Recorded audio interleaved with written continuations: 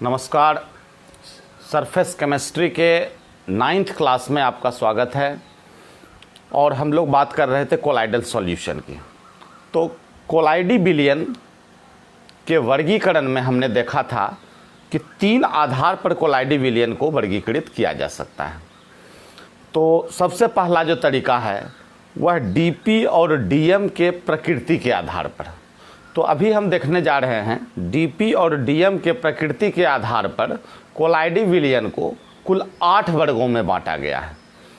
तो एक चार्ट के माध्यम से हम समझने जा रहे हैं और बहुत ही इंटरेस्टिंग चार्ट है जिसे हम याद करने का ट्रिक बताएंगे और आप आराम से इसे याद कर पाएंगे। तो हम हेडिंग करने वाले हैं कि कोलाइडी विलयन का वर्गीकरण, और जो पहला आधार था कोलाइडी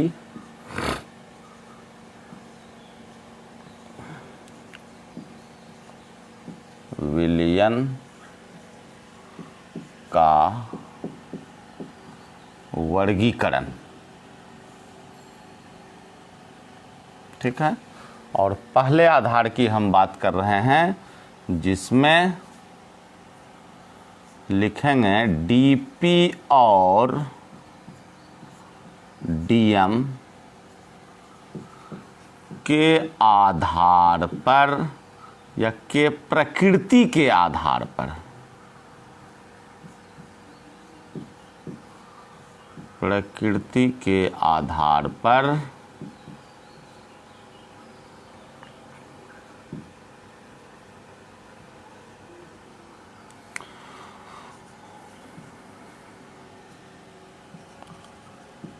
कोलाइडी विलयन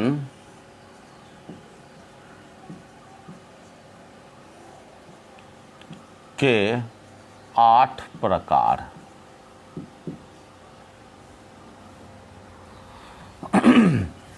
तो अब हम देखने जा रहे हैं कि डीपी और डीएम की प्रकृति का मतलब हो गया कि किस अवस्था में है, ठोस है, द्रव है, गैस है, और उस प्रकार के कोलाइड्स को क्या कहते हैं और उसके उदाहरण क्या हैं।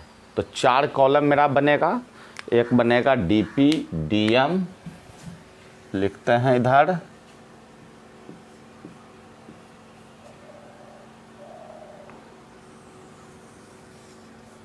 दूसरा बनेगा डीएम,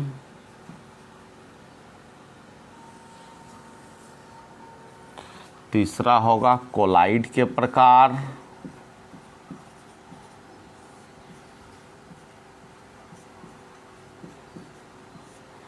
और चौथा होगा उदाहरण।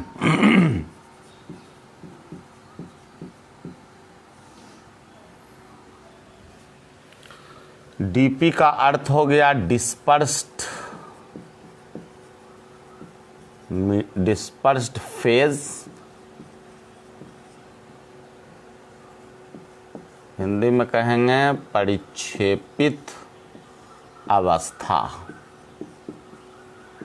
मतलब जो घुला है। और ये हो गया डिस्पर्शन मीडियम, जिसे हम कहेंगे परिक्षेपण माध्यम, मतलब जिसमें घुला है। तो अब हम एक यूनिक ट्रिक की बात कर रहे हैं कि जैसे आप डीपी में पहले हम सॉलिड लेंगे और डीएम में सॉलिड लिक्विड गैस लेंगे। तो हम लिखते हैं यहाँ पहला प्रकार, दूसरा प्रकार, तीसरा प्रकार, 4, 5, 6, 7, 8। तो कुल 8 प्रकार है।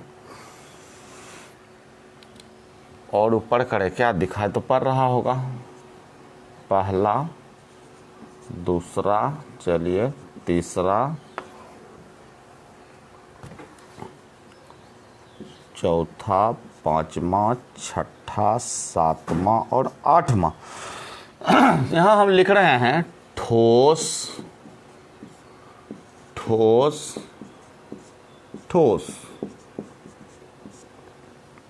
और यहां लिखेंगे हम ठोस, द्रव, गैस।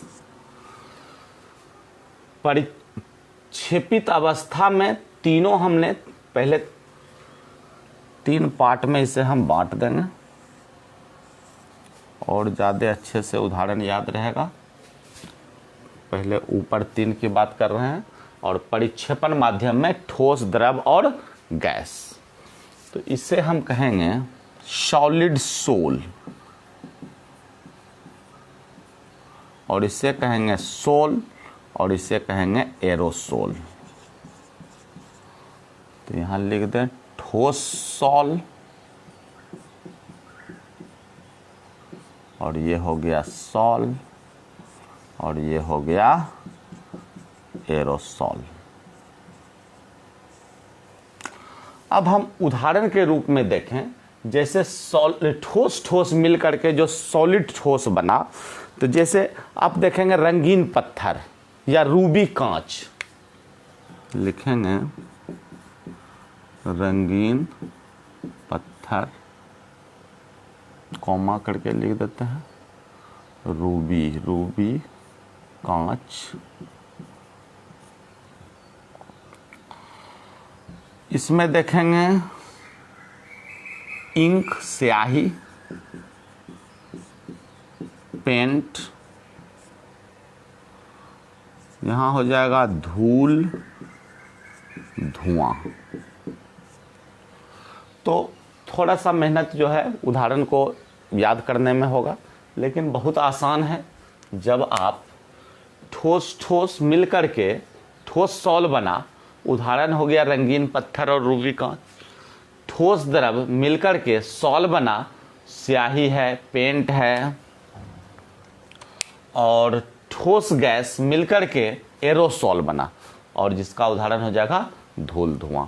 अगर इसी फॉर्मेट को हम फॉलो करते हैं तो फिर क्या हो जाएगा मेरा, यहां हम ले लेंगे द्रव, द्रव और द्रव, फिर यहां हम लिख देंगे ठोस, द्रव, गैस। लाइन खींच दें।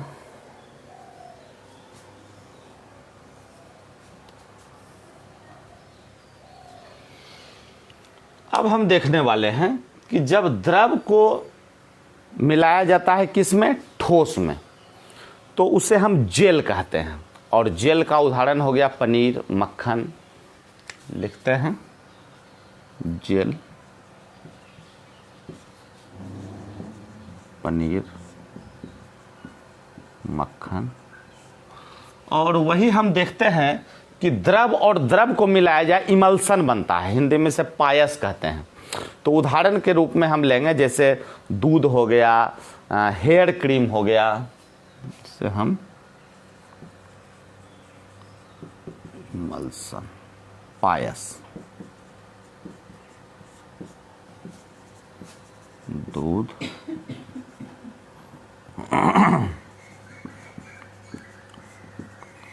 Hair cream.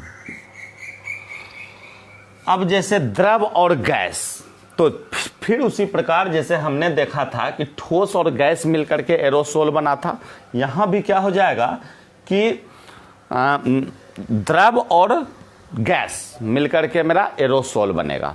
और यहां जो एरोसोल है वह बादल, कोहरा, तो यहां भी हो जाएगा एरोसोल और ये हो जाएगा बादल। और यहाँ तो एरोसोल लिखेंगे,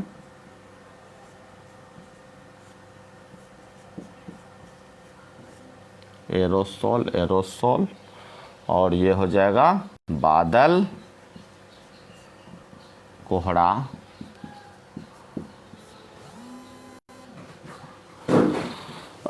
तो अब हम देखने वाले हैं कि जो हमने जिस प्रकार ठोस ठोस ठोस, द्रव द्रव द्रव, तो अब हम लेंगे गैस गैस गैस।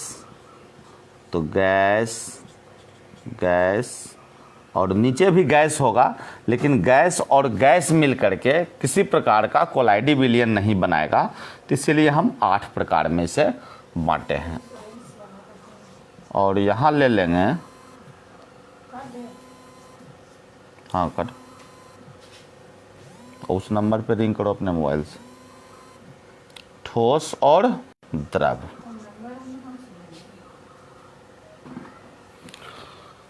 तो बहुत आसान है। अब हम देखने वाले हैं कि जिस प्रकार से हमने ठोस और गैस, जहां जहां हमने ठोस और गैस को मिलाया है वह एरोसोल बना है। तो यहां भी हो जाएगा मेरा एरोसोल। तो यहां लिखेंगे हम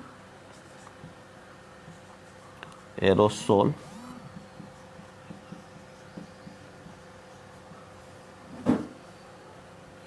और ये जो है गैस और द्रव, ये बन जाएगा फोम।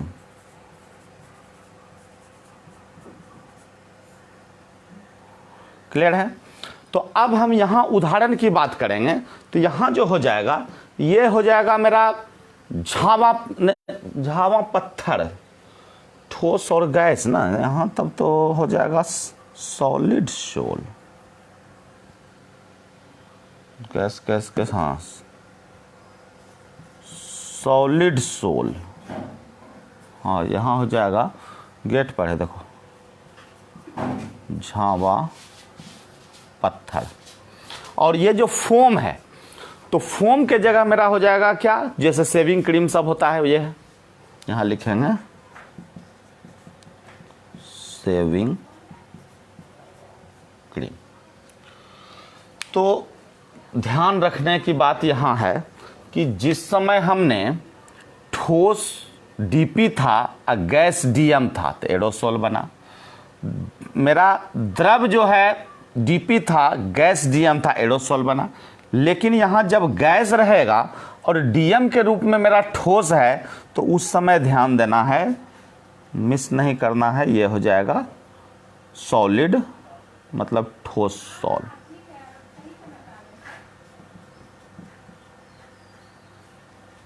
क्लियर है? तो बहुत आसान है, 1-2 बार प्रैक्टिस आप करेंगे और याद हो जाएगा।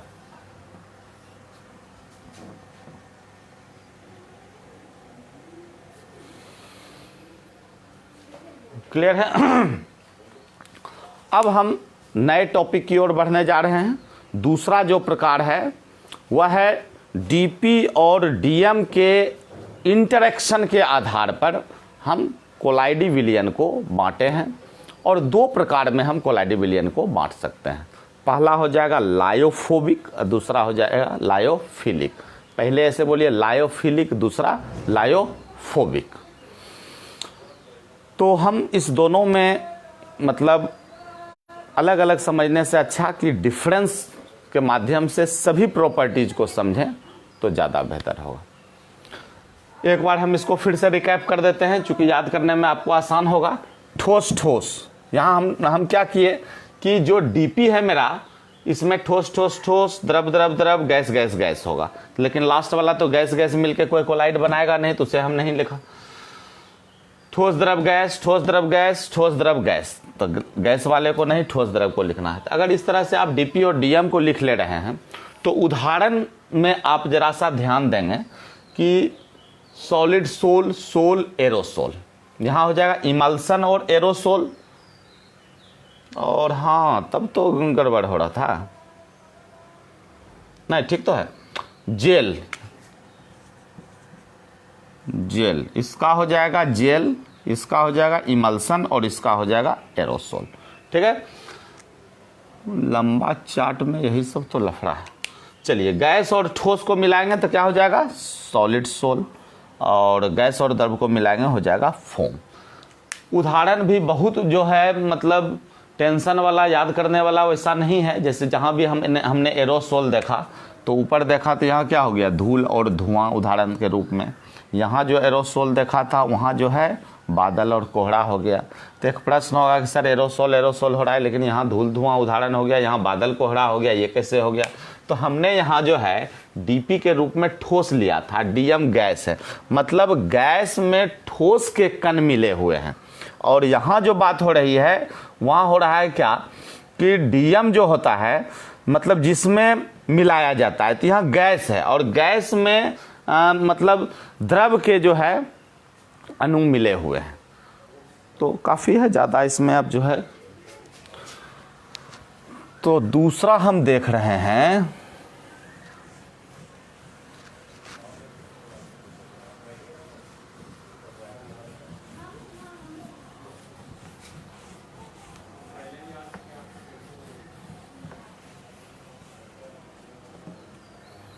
डीपी और डीएम। अच्छा फिर से लिख लेते हैं।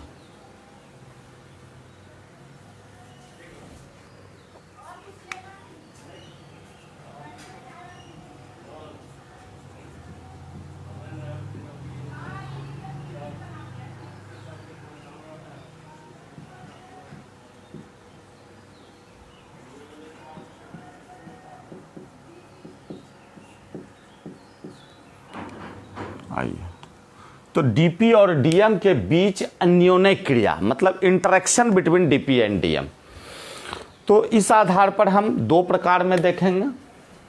डीपी और डीएम के बीच अन्योन्य क्रिया के आधार पर दो प्रकार।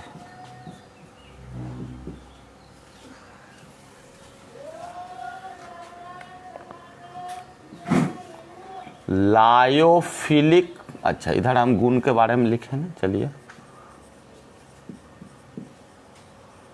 लायोफिलिक सॉल कर देते हैं, इधर हो जाएगा लायोफोबिक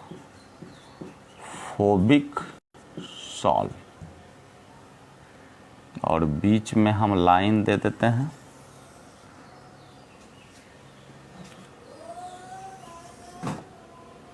और इधर हो जाएगा विशेषता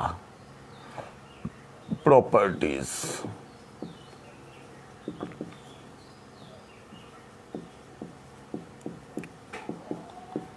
इधर हो गया विशेषता, इधर हो गया लायोफिलिक सॉल, इधर हो गया लायोफोबिक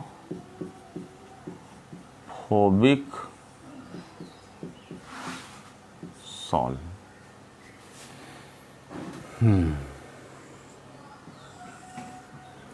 अब हम एक एक करके इसके सभी गुणों को समझेंगे। तो सबसे पहला तो चूंकि है क्या कि डीपी और डीएम के बीच इंटरेक्शन के आधार पर, तो चलिए पहला प्रॉपर्टी हम अन्योन्य क्रिया ही ले लें। तो हम देखते हैं क्या कि डीपी और डीएम, मतलब ये जो क्वेश्चन है बहुत ही इम्पॉर्टेंट है विभिन्न बोर्ड एग्जामिनेशन में। तो जो लायोफिलिक सॉल्यूशन है, सॉल्यूशन कर रहे हैं, लायोफिलिक जो सॉल है और लायोफोबिक सॉल, तो लायोफिलिक में डीपी और डीएम के बीच स्ट्रॉन्ग इंटरेक्शन रहता है, मजबूत अन्योन्य क्रिया होती है। और वही हम लायोफोबिक में क्या देखते हैं कि कोई उसके बीच इंटरेक्शन नहीं होता है। तो चलिए पहला हम ले लें अन्योन्य क्रिया।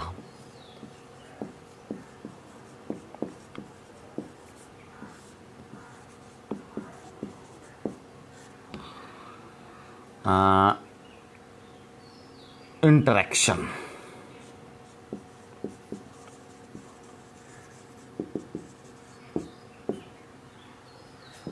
लिखेंगे डीपी तथा डीएम के बीच मजबूत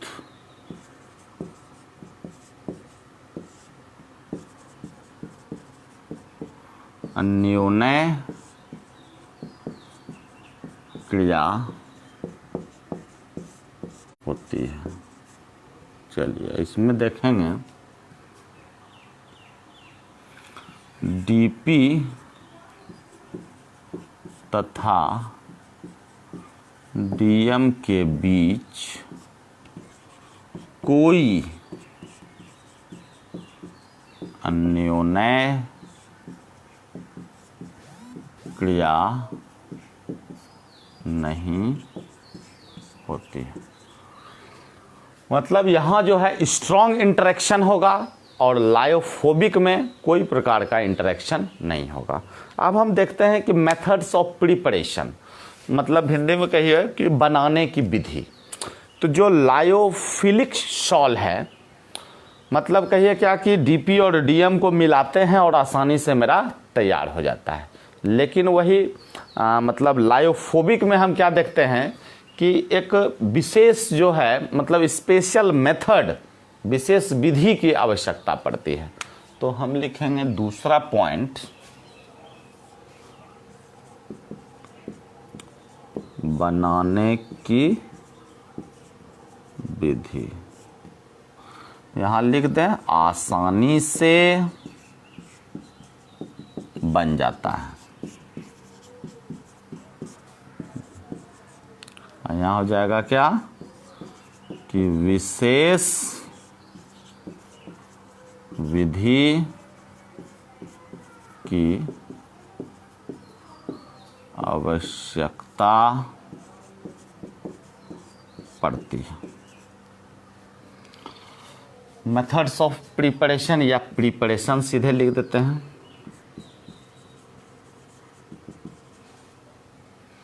तो तीसरे गुण के रूप में हम ले सकते हैं इसकी प्रकृति। प्रकृति का मतलब यहां हम बात करने वाले हैं क्या वो रिवर्सिबल है या इरिवर्सिबल है। तो जो लायोफिलिक होता है वह रिवर्सिबल होता है और लायोफोबिक इरिवर्सिबल होता है। क्योंकि ठीक है बनाने की स्पेशल मेथड है, लेकिन फिर हम चाहेंगे कि मेरा डीपी और डीएम जो है आसानी से मिल जाए, तो ये संभव नहीं होता है। तो हम देखते हैं कि लायोफिलिक में जो प्रकृति होती है वह उत्क्रमणीय होती है। तीसरा पॉइंट हम ले लेते हैं प्रकृति, नेचर। ये हो गया उत्क्रमणीय, रिवर्सिबल, और ये हो गया अनुत्क्रमणीय। ये वाला नो होना चाहिए, इरिवर्सिबल।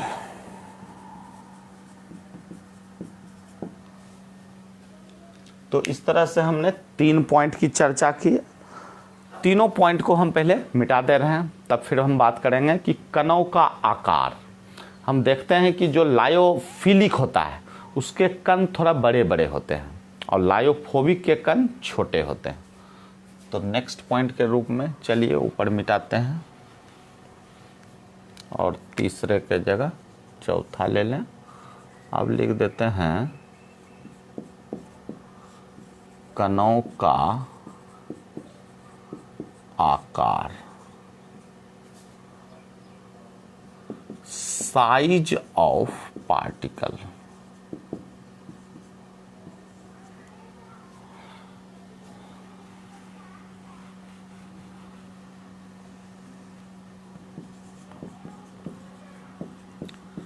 इसके कण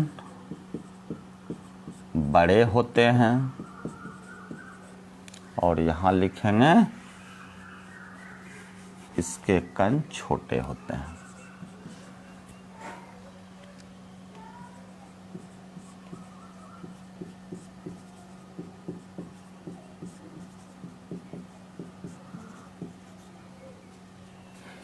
अब बाकी सबको मिटा दे रहे हैं।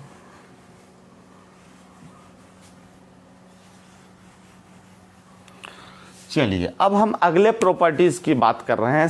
सबसे इंपॉर्टेंट प्रॉपर्टी इसके लिए हो सकता है कि स्टेबिलिटी, अस्थायित्व। तो हम देखते हैं क्या कि लायोफिलिक में मतलब वो अधिक अस्थायी होते हैं। ठीक है, डीपी और डीएम को हमने मिलाया और आसानी से बन भी गया, लेकिन अस्थायी भी अधिक होते हैं। लायोफोबिक में क्या होता है, दोनों के बीच कोई इंटरेक्शन नहीं है, लेकिन फिर भी हम कुछ प्रोसेस को अप्लाई करके और उसे मिलाने का प्रयास किए। तो हम देखते हैं क्या कि जो लायोफोबिक होते हैं वो अनस्टेबल होते हैं। तो हम लिखेंगे अस्थायित्व, अस्थायित्व।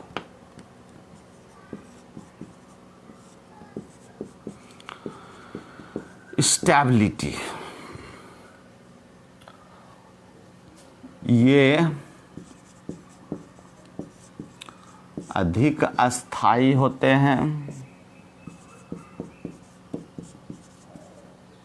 और ये कम अस्थाई होते हैं। तो 5 पॉइंट तो ऐसे हो गया। और हम देखेंगे, अभी तो मेरे पास 4 पॉइंट और है, जैसे viscosity, surface tension, Tyndall effect, और देखेंगे विद्युत क्षेत्र में क्या प्रभाव है।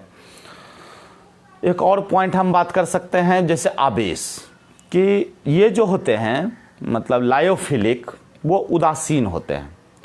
कहने का मतलब कि कभी उसमें चार्ज होता है, कभी नहीं होता है, ऐसा बात हम लिखने जा रहे हैं। तो मतलब ये उदासीन होते हैं और कभी पॉजिटिव या निगेटिव आवेश के भी हो सकते हैं। यह उसके पीएच पर निर्भर करता है कि आखिर कैसा पीएच है, वह कैसे आवेश का होगा। लेकिन जो लायोफोबिक है, लायोफोबिक मस्ट बी चार्ज्ड, और लायोफोबिक पॉजिटिव या निगेटिव, मतलब दोनों आवेश के हो सकते हैं, उदासीन नहीं होते हैं।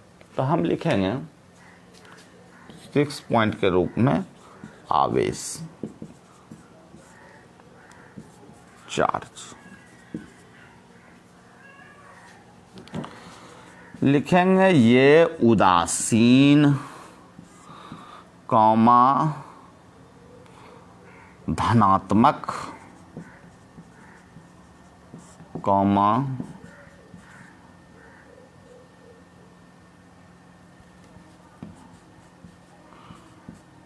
ऋणात्मक हो भी सकते हैं, नहीं भी।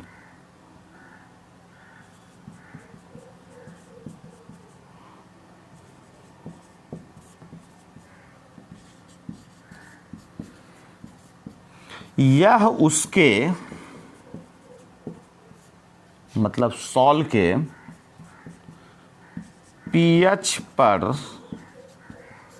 निर्भर करता है। क्लियर है? और हम यहां देखेंगे कि ये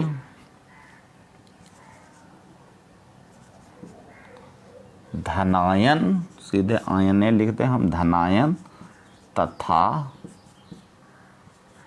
ऋणायन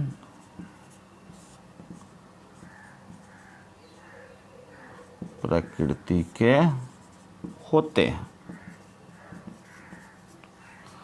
मतलब ये हो गया मे बी चार्ज्ड, और लायोफोबिक हो गया मस्ट बी चार्ज्ड।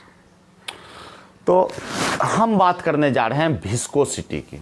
तो हम देखते हैं कि इसका जो विस्कोसिटी होता है, मतलब लायोफिलिक का, कि जो विलयन है, विलयन की तुलना में हम देखेंगे कि इसकी श्यानता अधिक होती है। लेकिन लायोफोबिक में जो द्रव है उसके समान होती है। मतलब हम लिख सकते हैं कि श्यानता। अब आ जाए हम 7th पॉइंट में।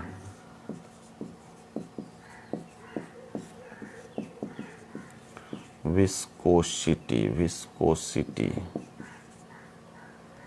चलिए,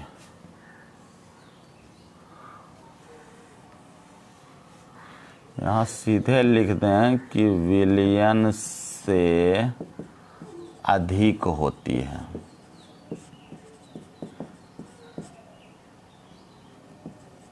और यहाँ लिख देते हैं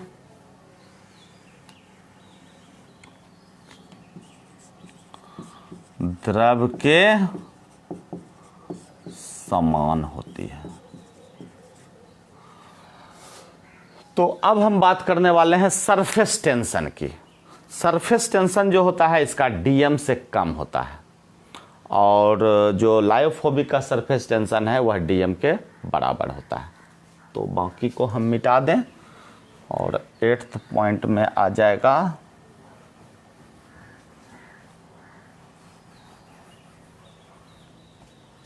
यहाँ लिखते हैं 8 नंबर, सरफेस टेंशन,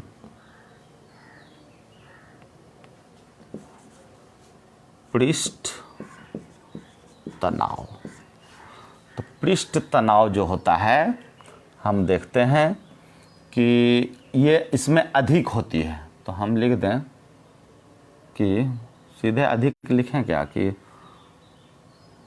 चलिए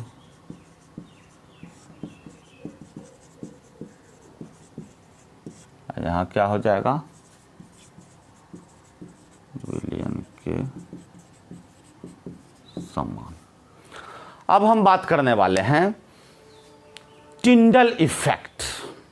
टिंडल इफेक्ट का लायोफिलिक पर कोई प्रभाव नहीं होता है और जो लायोफोबिक है टिंडल इफेक्ट प्रदर्शित करता है।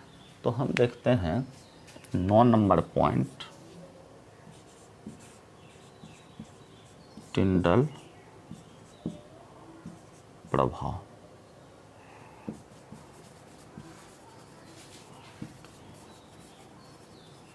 टिंडल इफेक्ट लिख देते हैं, यह प्रदर्शित नहीं करता है और यह प्रदर्शित करता है। तो चलिए 9 पॉइंट का चर्चा हो गया। अगर एक पॉइंट और हम लें इससे रिलेटेड तो हो जाएगा विद्युत क्षेत्र प्रभाव, मतलब इलेक्ट्रिक फील्ड का क्या प्रभाव पड़ता है। तो हम देखते हैं कि लायोफिलिक सॉल्व में क्या होता है कि किसी भी दिशा में जो है यह गमन कर सकता है, नहीं भी कर सकता है, लेकिन लायोफोबिक एक ही दिशा में गमन करता है। तो एक पॉइंट और बढ़ा दें, विद्युत क्षेत्र प्रभाव 10वां।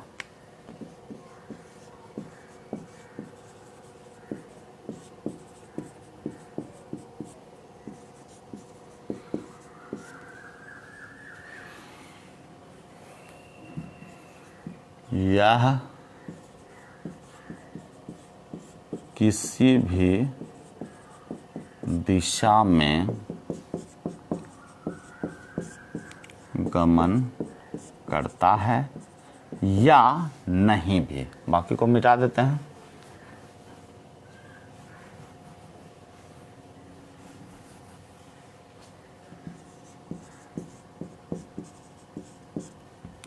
और इसमें लिखेंगे यह एक ही दिशा में गमन करता है।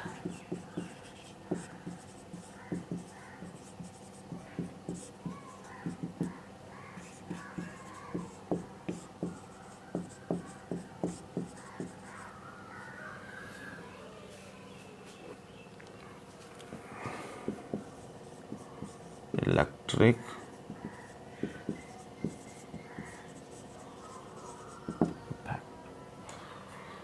तो 10 पॉइंट की चर्चा हमने की, लायोफोबिक लायोफिलिक सॉल्व। तो हम समझते हैं कि अगर 5 से 6 पॉइंट भी आप याद रख लेते हैं तो अगर डिफ्रेंशिएट करके क्वेश्चन आता है तो आप कर लेंगे, और प्रॉपर्टीज से रिलेटेड भी कुछ क्वेश्चन आता है तो एक बार अगर इसे अच्छे ढंग से जो है समझ के उसे पढ़ लेते हैं तो हमको लगता है हो जाएगा। अब हम थर्ड जो है देखने जा रहे हैं कि डीपी और डीएम के प्रकृति के आधार पर, प्रकृति नहीं कहिए, कणों के आकार के आधार पर कोलाइडी विलियन का वर्गीकरण। तो हम ये अगले क्लास में करने जा रहे हैं। आज हमने डीपी और डीएम के प्रकृति के आधार पर कोलाइड को 8 वर्गों में बांटा और डीपी और डीएम के बीच इंटरेक्शन के आधार पर 2 वर्गों में बांटा। तो thank you for watching this video, और ये क्लास कंटिन्यू चलता रहेगा। आज जो है 9th क्लास था मेरा इस चैप्टर का। थैंक्स।